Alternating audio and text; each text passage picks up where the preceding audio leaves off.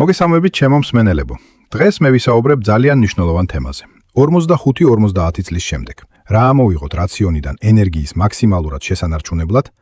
სანამ დავიცლებთ, ძალიან გთხოვთ რომ მოიწონოთ ვიდეო და გამოიწეროთ არხი. მადლობა. კარგი, ეხლა თემაზე გადავიდეთ. თუ 50 წელს იკითხართ და შენიშნეთ რომ ის ენერგია, რომელიც ადრე დღის ბოლომდე ყოფნიდათ, ახლა უკვე ლანჩის შემდეგ საკმაოდ მალევე გელევათ. თქვენ არ ხართ ერთადერთი. და რაც მთავარია, ეს არ არის აუცილებლად უბრალოდ ასაკის ბრალი, რასაც ხშირად გვეუბნებიან. ხშირად ეს არის ძალიან კონკრეტული, გამოსწორებადი მიზეზების ჯამი და დღეს ზუსტად ამაზე ვისაუბროთ. არა იმდენად რა უნდა დაამატოთ თქვენს რაციონს, არამედ რა ამოიღოთ იქიდან, რომ ეს მოპარული ენერგია დაიბრუნოთ. მაგრამ სანამ კონკრეტულ სიაზე გადავალთ, საჭიროა გავიგოთ, რატომ ხდება საერთოდ ეს ცვლილება ორგანიზმში 50 წლის შემდეგ, რადგან ეს გვეხმარება გავიგოთ, რატომ მუშაობს ესა თუ ის რჩევა. პირველი, მეტაბოლიზმი ნელდება ძირითადად კუნთოვანი მასის ბუნებრივი კლების გამო, რასაც სარკოპენია ქვია. კუნთი არის ის ქსოვილი, რომელიც ყველაზე მეტ ენერგიას მოიხმარს მოსვენების დროსაც კი, ასე რომ მისი კლება პირდაპირ ამცირებს იმ კალორიების რაოდენობას, რასაც ორგანიზმი ყოველდღიურად წვავს. მეორე, ინსულინის მიმართ მგრძნობელობა თანდათან უარესდება ასაკთან ერთად, რაც ნიშნავს, რომ იგივე ულუფა ნახშირწყალი, რომელიც 30 წელს ისე არ შეგრძნობდით, 50-ის შემდეგ სისხლში შაქრის უფრო მკვეთრ აწევა-დაწევას იწვევს. და სწორედ ეს დაწევა არის ის, რასაც შუადრისას დაღლილობა, გაღლილობად, კონცენტრაციის დაკარგვად გრძნობთ. მესამე, კუჭის მჟავიანობა ბუნებრივად მცირდება ასაკთან ერთად, რაც აუარესებს B12 ვიტამინისა და რკინის შეწოვას საკვებიდან. ორივე მათგანი პირდაპირ არის დაკავშირებული ენერგიის დონესთან. და მეოთხე, ჰორმონალური ცვლილებები. ქალებში მენოპაუზასთან დაკავშირებული, მამაკაცებში კი ტესტოსტერონის თანდათანობითი კლება. ასევე გავლენას ახდენს ძილის ხარისხზე, კუნთოვან მასაზე და საერთო ენერგიის შეგრძნებაზე. ეს ოთხივე ფაქტორი ერთად ნიშნავს ერთს. 50 წლის შემდეგ ორგანიზმი გაცილებით ნაკლებად შემწყნარებელია არასწორი კვების მიმართ, ვიდრე ეს ახალგაზრდობაში იყო. ის, რაც ადრე გადაიული და შეუმჩნევად, ახლა პირდაპირ აისახება ენერგიაზე, ძილზე და საერთო თვითშეგრძნებაზე. და საინტერესო ისაა, რომ ეს ცვლილებები ერთფაშად არ ხდება. ისინი თანდათანობით წლების განმავლობაში ვითარდება, რის გამოც ხშირად ძნელია იმის შემჩნევა, რომ სწორედ კვების ჩვევა და არა უბრალოდ ასაკი თავისთავად დგას ამ დაღლილობის მიღმა. ბევრი ჩემი პაციენტი სწორედ ამ ცვლილებების დანერგვის შემდეგ კვირების განმავლობაში აღნიშნავს, რომ ენერგია საგრძნობლად უბრუნდება, რაც თავისთავად მოწმობს, რომ საქმე ნამდვილად კვებაშია და არა შეუქცევად, ბუნებრივ პროცესში. კარგი, დავიწყოთ პირველი და ჩემი აზრით ყველაზე მნიშვნელოვანი ცვლილებით. დამატებული შაქრისა და მაღალი გლიკემიური ინდექსის მქონე გადამუშავებული ნახშირწყლების შემცირება. თეთრი პური, თკბილეული, თკბილი სასმელები, თეთრი ბრინჯი დიდი ულუფებით. ეს ყველაფერი სისხლში შაქრის სწრაფ, მკვეთრ ზრდას იწვევს, რასაც სწორედ ისეთივე მკვეთრი ვარდნა მოსდევს. და ეს ვარდნა არის ის მომენტი, როცა გრძნობთ დაღლილობას, გაღიზიანებას, კონცენტრაციის დაკარგვას. ხშირად ლანჩიდან 1-2 საათის შემდეგ. 50 წლის შემდეგ დაქვეითებული ინსულინის მგრძნობელობის გამო ეს ეფექტი უფრო გამოხატულია, ვიდრე ახალგაზრდობაში იყო. კარგი ამბავი ისაა, რომ გამოსავალი არ არის ნახშირწყლების სრული აღმოფხრა, არამედ მათი ჩანაცვლება სრულმარცვლოვანი ვარიანტებით, რომლებიც ბოჭკოს შემცველობის გამო გაცილებით ნელა შეიწოვება და შაქრის ეს მკვეთრი რყევები არ ხდება. მეორე, ალკოჰოლის ჭარბი მოხმარება. ახალგაზრდობაში ღვინის ან ლუდის ჭიქა 1-2 კვირაში შესაძლოა თითქმის შეუმჩნეველი ყოფილიყო მეორე დღეს, მაგრამ 50 წლის შემდეგ სხეული ალკოჰოლს ბევრად ნელა შლის. ღვიძლის ფერმენტული აქტივობა ასაკთან ერთად მცირდება. ეს ნიშნავს, რომ იგივე რაოდენობა ალკოჰოლი უფრო ხანგრძლივად რჩება სისხლში და უფრო მეტად არღვევს ღრმა ძილის ფაზებს. თუნდაც სუბიექტურად იგრძნოთ, რომ კარგად დაიძინეთ. და ცუდი ღრმა ძილი პირდაპირ ნიშნავს დაღლილობას მეორე დღეს, მიუხედავად იმისა, რამდენი საათი გეძინათ.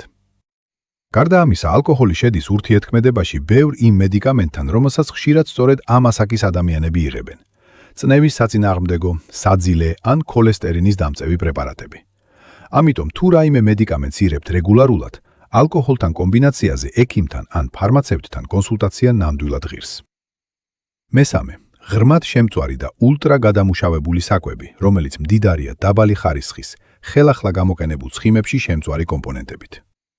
ასეთი ცხიმები შეიცავს ჟანგვის პროდუქტებს და ტრანსცხიმებს, რომლებიც კვლევებში მუდმივად უკავშირდება ანთებითი მარკერის მატებასრების მატებას სისხლში. ქრონიკული დაბალი ინტენსივობის ანთება კი ერთ-ერთი მთავარი მიზეზია, რის გამოც ადამიანები 50 წლის შემდეგ გრძნობენ ზოგად მდუმარე დაღლილობას, რომელსაც ვერც კონკრეტულ მიზეზს უკავშირებენ.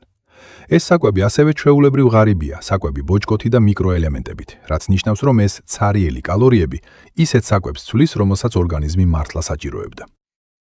მეოთხე, ჭარბი ნატრიუმი, განსაკუთრებით გადამუშავებული საკვებიდან. სოსისები, ძეხვეული, კონსერვები, მზა საკვები. 50 წლის შემდეგ თირკმლების უნარი ეფექტურად გაუმკლავდნენ ნატრიუმის ჭარბ რაოდენობას, ოდნავ მცირდება, რაც ხელს უწყობს სითხის შეკავებას და არტერიული წნევის მატებას. მომატებული წნევა კი თავისთავად ხშირად თან ახლავს დაღლილობის, თავის ტკივილისა და ბუნდოვანების შეგრძნებას. ამის ნაცვლად ბუნებრივი, ნაკლებად დამუშავებული საკვების არჩევანი, სადაც ნატრიუმის შემცველობას თავად აკონტროლებთ საკუთარი მარილის დამატებით, ბევრად უფრო მართვაც ხდის ამ ფაქტორს. მეხუთე, და ეს ხშირად გასაკვირია ხოლმე ადამიანებისთვის, გვიან საათებში მიღებული კოფეინი. ახალგაზრდობაში შუა დღის ყავამ შესაძლოა ძილზე თითქმის არ იმოქმედა, მაგრამ 50 წლის შემდეგ ღვიძლი კოფეინს უფრო ნელა შლის, რაც ნიშნავს, რომ საღამოს 4-დან 5 საათამდე დალეული ყავა შეიძლება ჯერ კიდევ თქვენ სისხლში იყოს, როცა დასაძინებლად წვევით. და აქაც იგივე მექანიზმი მუშაობს. ცუდი ძილი პირდაპირ ნიშნავს დაღლილობას მომდევნო დღეს, რის გამოც ადამიანები ხშირად კიდევ მეტ კოფეინს მოიხმარენ ამ დაღლილობის დასაძლებად და ასე იქმნება მანკიერი წრე. მეექვსე პუნქტი, ცოტა უჩვეულოა და ხშირად საერთოდ არავის ახსენდება. გრეიპფრუტი და გრეიპფრუტის წვენი. ეს არის ერთადერთი ხილი, რომელსაც აქვს ცნობილი, დოკუმენტირებული უნარი შეცვალოს ღვიძლის ფერმენტების მუშაობა ისე, რომ გარკვეული მედიკამენტების, მათ შორის ზოგიერთი ქოლესტერინის დამწევი და წნევის საწინააღმდეგო პრეპარატის დონე სისხლში მოულოდნელად აიწიოს. თუ 50 წელს იქით ახართ და რომელიმე ესეთ მედიკამენტს იღებთ, ღირსში ამოწმოთ, ეხებათ თუ არა ეს გაფრთხილება თქვენს კონკრეტულ პრეპარატს. ეს არის დეტალი, რომელსაც ბევრი უბრალოდ არ იცნობს. მეშვიდე პუნქტი ეხება ჭარბ წითელ და განსაკუთრებით გადამუშავებულ ხორცს, ძეხვეულს, სოსისებს, ბეკონს. აქ პრობლემა ორმხრივია.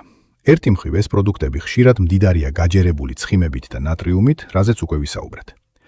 მეორე მხრივ გადამუშავებული ხორცის რეგულარულმა მოხმარებამ, კვლევების მიხედვით, შესაძლოა ხელი შეუწყოს ქრონიკული ანთების დონის მატებას ორგანიზმში. იგივე მექანიზმი, რომელზეც ღრმად შემთვარი საკვების შემთხვევაში ვისაუბრეთ. ეს არ ნიშნავს, რომ სრულად უნდა მოიხსნათ ხორცი რაციონიდან. მჭლე ხორცი მნიშვნელოვანი ცილის წყაროა, განსაკუთრებით კუნთოვანი მასის შენარჩუნებისთვის, რაზეც ცოტა მოვლიანებით ვისაუბრებთ. არამედ საუბარია მის ჩანაცვლებაზე თევზით, ფრინველით ან პარკოსნებით უფრო ხშირად, ვიდრე ეს ახლა ხდება. მერვე პუნქტი ოდნავ განსხვავებულია.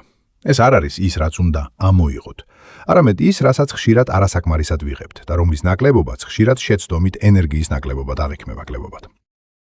წყლის ბალანსის რეგულაცია ასაკთან ერთად ოდნავ უარესდება. წყურვილის შეგრძნება თანდათან სუსტდება, რაც ნიშნავს, რომ ბევრი ადამიანი 50 წლის შემდეგ სინამდვილეში დეჰიდრირებულია, თუმცა წყურვილს არ გრძნობს. მსუბუქმა დეჰიდრატაციამაც კი სულ რაღაც 1-2%-მდე სხეულის წყლისა შეიძლება გამოიწვიოს დაღლილობა, თავის ტკივილი და კონცენტრაციის დაქვეითება, სიმპტომები, რომლებიც ადვილად აგერიოთ სხვა მიზეზებში. ამიტომ პარადოქსულია, მაგრამ ჭეშმარიტია, ერთ-ერთი ყველაზე მარტივი გზა მეტი ენერგიისთვის შეიძლება იყოს არა რაღაცის ამოღება, არამედ უბრალოდ მეტი წყლის დალევა დრის განმავლობაში, განსაკუთრებით თუ ბევრ ყავას ან ჩაის მიირთმევთ, რომლებსაც მსუბუქი შარდდენი ეფექტი აქვთ. მაგრამ სანამ დავასრულებთ, მინდა ერთი მნიშვნელოვანი აზრი ხაზგასმით აღვნიშნო. ეს ვიდეო არ არის მოწოდება, რომ საკვების რაოდენობა საერთოდ შეამციროთ. სინამდვილეში 50 წლის შემდეგ ერთ-ერთი ყველაზე ხშირი შეცდომაა საკმარისი ცილის არ მიღება. სწორედ მაშინ, როცა მაგალითად, საუზმეზე ტკბილი ბურღულეულის ნაცვლად შეგიძლიათ აერჩიოთ კვერცხის ომლეტი ბოსტნეულით, ხოლო შუადღის ხელის საჭმელად ნაცვლად ორცხობილებისა ერთი მუჭა თხილი ან ხაჭო კენკროვნებით. ეს მარტივი გაცვლები თანმიმდევრულად გამეორებული დროთა განმავლობაში დიდ განსხვავებას ქმნის. მოკლედ რომ შევაჯამოთ, თუ 50 წლის შემდეგ ენერგიის შენარჩუნება გინდათ, 8 ძირითადი მიმართულებაა გასათვალისწინებელი. შეამცირეთ დამატებული შაქარი და გადამუშავი ნახშირწყლები, გააკონტროლეთ ალკოჰოლის რაოდენობა, თავი აარიდეთ ღრმად შემწვარ და ულტრა გადამუშავებულ საკვებს, შეამცირეთ ნატრიუმი გადამუშავებული პროდუქტებიდან, გვიან საათებში აარიდეთ თავი კოფეინს, შეამოწმეთ გრეიპფრუტთან მედიკამენტების ურთიერთქმედება, შეზღუდეთ გადამუშავებული წითელი ხორცი და ბოლოს ნუ დაივიწყებთ საკმარის ჰიდრატაციას, თუნდაც წყურვილი არ გრძნობდეთ. ეს ცვლილებები არ საჭიროებს რადიკალურ დიეტას ან სრულ თავშეკავებას. ისინი უბრალოდ ეხმარებიან ორგანიზმს გააკეთოს ის, რაც უკვე იცის როგორ გააკეთოს, მაგრამ ამის საშუალებას აღარ აძლევდით ბოლო წლების განმავლობაში.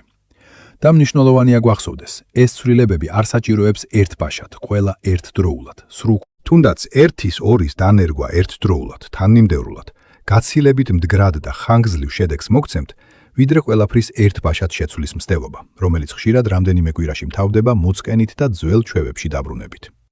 და რა თქმა უნდა, თუ ქრონიკული დაღლილობა გაწუხებთ ხანგრძლივად, მიუხედავად ამ ცვლილებებისა, ეს ღირს გამოკვლეულ იქნას ექიმთან, რადგან დაღლილობის მიღმა ზოგჯერ დგას ისეთი კონკრეტული და მარტივად გამოსასწორებელი მიზეზები, როგორიცაა ფარისებრი ჯირკვლის ფუნქციის დარღვევა, B12 ან რკინის დეფიციტი, ან ძილის აპნოე. და ეს ის შემთხვევებია, სადაც მხოლოდ კვების კორექცია საკმარისი არ იქნება. სისხლის ანალიზების ჩატარება წელიწადში ერთხელ, თუდაც არაფერი გაწუხებდეთ, სწორედ იმისთვის ღირს, რომ ასეთი ფარული მიზეზები დროულად გამოვლინდეს, სანამ სიმპტომები სერიოზულ დისკომფორტამდე მივა. თუ ეს ვიდეო სასარგებლო აღმოჩნდა, გაუზიარეთ ვისმეც, ვისაც ეს ეხება. და თუ გნებავთ კიდევ უფრო ღრმად ჩაუღრმავდეთ კონკრეტულ თემას, მაგალითად, რომელი დანამატებია მართლა ღირებული 50 წლის შემდეგ, ან როგორ ავაშენოთ ცილით მდიდარი კვების გეგმა კუნთოვანი მასის შესანარჩუნებლად, მონწერეთ კომენტარებში და შემდეგ ვიდეოში ამაზეც ვისაუბროთ.